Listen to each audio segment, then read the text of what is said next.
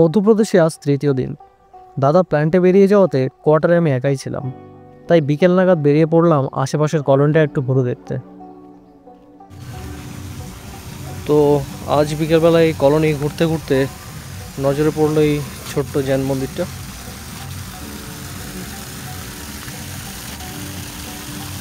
বেশ সুন্দর সাজানো গোছানো একটা ছোট জৈন মন্দির।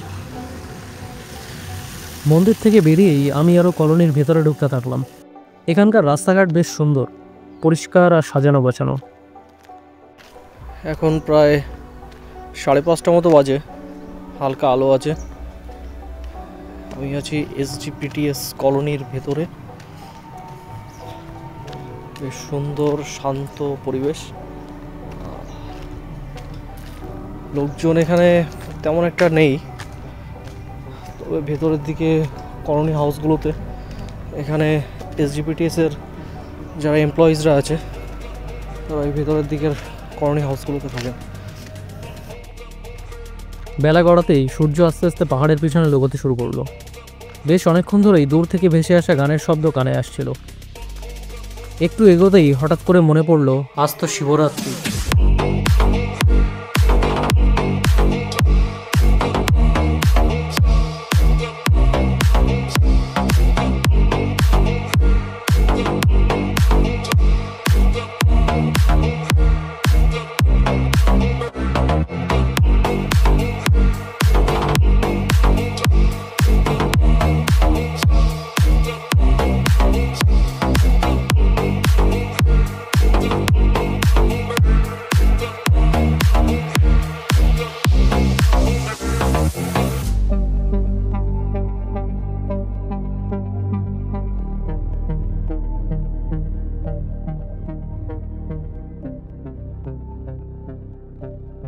আজকে দাদার ছুটি থাকাতে আমরা ঠিক করলাম আজকে লেকের উল্টো সাইডে যাব। কোয়ার্টার থেকে এই জায়গাটার ডিস্টেন্স বেশ অনেকটাই। স্কুটিতে আসতে প্রায় 1 ঘন্টার উপরে সময় লাগলো। স্কুটিটা পাহাড়ের পাশে এক গাছের নিচে পার্ক করে আমরা আস্তে আস্তে পাহাড়ে উঠতে শুরু করলাম। এখানে দূর দূরান্ত অবধি কোনো লোকজন নেই, আছে শুধু জঙ্গল আর ফাঁকা মাঠ। সূর্য তখন মাথার উপরে। আজকে আগের দিনের তুলনায় অনেকটাই বেশি গরম পড়েছে বলে মনে হচ্ছে। আর তাছাড়াও দিনের বেলায় পাহাড় থেকে হিট রিফ্লেক্ট করার জন্যে আরও বেশি করে যেন গরম লাগছে। প্রায় 1/2 ঘন্টা মতো ট্রেক করে পাহাড়ের ঢাল বেয়ে উঠে দেখতে পেলাম এই পুরনো বাঁধটা। বাঁধের ওপর থেকে দাঁড়িয়ে দূর দূরান্ত পর্যন্ত ধুধু জনশূন্য প্রান্তর ছাড়া আর কিছু চোখে পড়ল না।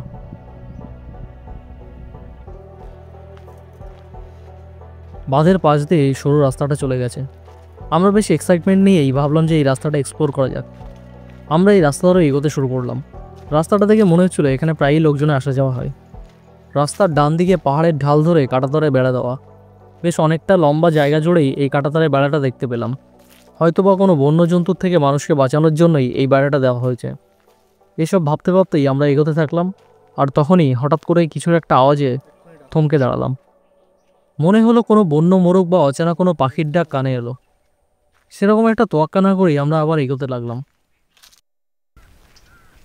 তো এখন প্রায় দুপুর 1:30 মতো বাজে, আর আমরা প্রায় 1/2 ঘন্টা মতো ট্রেক করার পরে লেকের অপোজিট সাইডে এসেছি। এই হচ্ছে লেক।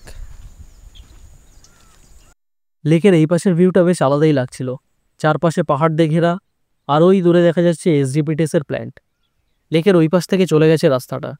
চারপাশে আগুনের ছাই, মাছ ধরার হুক আর সিগারেটের প্যাকেট দেখে বুঝতে পারলাম এখানে লোকে মাছ ধরতে আসে। এত রুক্ষ জায়গায় বেশিরভাগ মানুষেরই লাইফ ডিপেন্ড করে এই লেকের উপরে। এখানে বেশ কিছুক্ষণ দাঁড়িয়ে আবার ব্যাক করলাম বাঁধের উপরে। বাঁধের উপরে দাঁড়িয়েই উল্টো দিকের পাহাড়ের টিপটা দেখতে পেলাম। ঠিক করলাম পাহাড়ের উপরে উঠব। গরমে বেশ কষ্টই হচ্ছিল, কিন্তু তাও অত ভাবনা চিন্তা না করেই এগিয়ে গেলাম পাহাড়ের দিকে। এখন আমরা এই পাহাড়ের উপরে ট্রেক করে উঠছি। এখন প্রায় ঘড়িতে বাজে দুপুর 2টো। প্রায় টেম্পারেচার 40 ডিগ্রির কাছাকাছি। তো বেশ গরম পড়েছে, আর আমরা এই ট্রেক করে এই পাহাড়ের উপরে উঠছি। পাহাড়ের ঢাল বেয়ে জঙ্গল কিছুটা ফাঁকা হয়ে সরু রাস্তার মতো হয়ে গেছে। বুঝতে পারলাম এখানে প্রায়ই লোকজনের আনাগোনা হতে থাকে। পাহাড়ের উপর ট্রেক করে উঠে দেখতে পেলাম এই অসাধারণ দৃশ্য।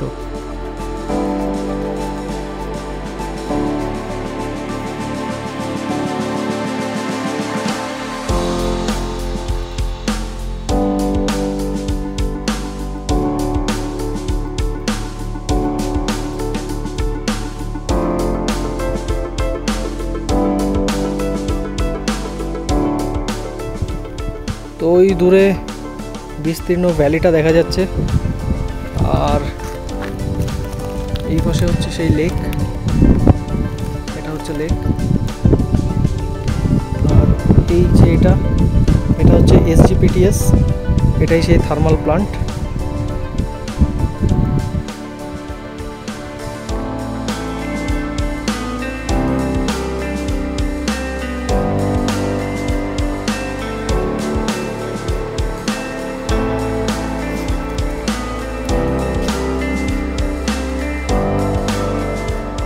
এরপর আমরা আস্তে আস্তে নিচে নেমে এলাম। এটা আমার মধ্যপ্রদেশে পাওয়া one of the best experience. ফেরার সময় গ্রামের রাস্তা ধরে যেতে যেতে পঞ্চায়েত সিরিজের গ্রামের কথা মনে করে দিল।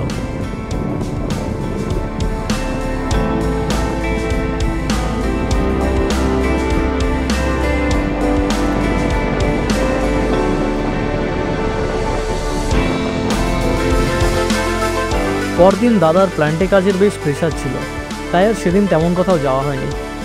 তবে সেদিন আমি একাই স্কুটি নিয়ে গেছিলাম লেকের ধারে ঘুরতে।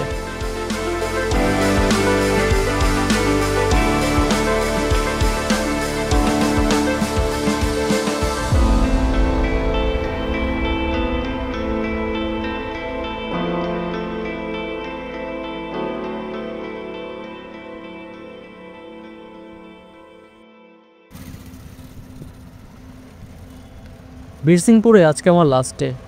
দেখতে দেখতে কীভাবে যে 6টা দিন কেটে গেল বুঝতেই পারলাম না। আজকে ঠিক করলাম একটু অন্যদিকে ঘুরে আসবো। বিকেলের দিকে আমরা স্কুটি নিয়ে আমাদের লাস্ট ডে ট্রিপে বেরোলাম। অ্যাকচুয়ালি কোথায় যাবো খুঁজতে খুঁজতেই গুগল ম্যাপসে র্যান্ডমলি একটা জায়গা চোখে পড়েছিল, তাই আমরা ঠিক করেছিলাম একটু দূরে আননোন কিছু এক্সপ্লোর করে আসা যাক। বড় রাস্তা ছেড়ে আমরা একটা গ্রামের রাস্তায় ঢুকে পড়লাম। এখানে ঢুকতেই কেমন জানি একটা গোস্ট টাউনের মতো লাগছিল। চারিদিকে তেমন কোনো লোক নেই, এত ঘরবাড়ি থাকতেও তেমন কোনো কোলাহল নেই। গ্রামের একদম শেষ প্রান্তে এসে দেখলাম মাথা উঁচু করে দাঁড়িয়ে আছে এই লাল পাহাড়। এখানে মাটির রং লাল, পাহাড়ের একপাশে সাদা রং দিয়ে দেখলাম পাহাড়ে ওঠার রাস্তা করা আছে। ম্যাপসে এই পাহাড়ের ওপরেই কিছু একটা অদ্ভুত টাইপের স্ট্রাকচার দেখেছিলাম। আর দেরি না করেই আমরা আস্তে আস্তে পাহাড়ে উঠতে শুরু করলাম। বেশ অনেকটা বড়ই পাহাড়। পাহাড়ে কিছু জায়গাতে সিঁড়ি নেই, ঢাল বেয়ে বেয়ে আস্তে আস্তে আমরা উপরে উঠতে থাকলাম। আর যতই ওপরে উঠতে থাকলাম ততই আমাদের কৌতূহল আরও বাড়তে থাকলো। ওপরে উঠতেই প্রথমে চোখ গেল এই শিব পার্বতীর মূর্তির দিকে। স্যাটেলাইটের ছবিতে এই মূর্তিটাকেই আমরা দেখেছিলাম। এখানে এসে সামনাসামনি দেখে এই জায়গাটা যেন আরও মায়াবী লাগছিল। এই যে এই পাহাড়ের এই ঢাল বেয়ে বেয়ে উঠে এখন আমি দাঁড়িয়ে আছি নবগ্রহ মন্দিরে। এই যে এটা হচ্ছে শিবলিঙ্গ আর সাথে মা পার্বতী, আর এদিকেও শিব আর পার্বতীর একটা মূর্তি আছে। এটা একটা পাহাড়ের উপরে, পাহাড়ের চূড়া বেসিক্যালি। এখানে আশেপাশে কেউ নেই। আর এই যে এদিকে দূরে ওই ছোট ছোট ঘরবাড়ি দেখা যাচ্ছে, ওটা একটা ছোট একটা গ্রাম। ওই দূর থেকে ট্রেন লাইন গেছে, ওই দূর থেকে। আর এখন প্রায় সূর্য অস্ত যাওয়ার মতো হয়েছে, 6টা বাজে, অথচ এখনও এখানে আলো আছে পাহাড়ের উপরে। দূর থেকে আসা ট্রেনের শব্দে মনে হচ্ছিল আমি যেন টাইম মেশিনে করে সময়ের অনেকটাই পেছনে চলে এসেছি। শহরের যান্ত্রিকতা থেকে অনেক দূরে এক বিচ্ছিন্ন পৃথিবীতে এসে পড়েছি। এখানকার লোকেদের জীবনযাপন দেখে বেশ অবাকই হতে হয়। আধুনিকতার জাল থেকে বেরিয়ে এরা সরল জীবনযাপনেই অভ্যস্ত। সন্ধ্যা নামতেই আমরা এবার নিচে নেমে এলাম। ভোর 3টের দিকে আমাদের ট্রেন, তাই কোয়ার্টারে ফিরে তাড়াতাড়ি খেয়ে নিতে হবে আর জিনিসপত্র গুছিয়ে নিতে হবে। পরদিন সকালবেলায় আমরা বেরিয়ে পড়বো অমরকণ্টকের উদ্দেশ্যে।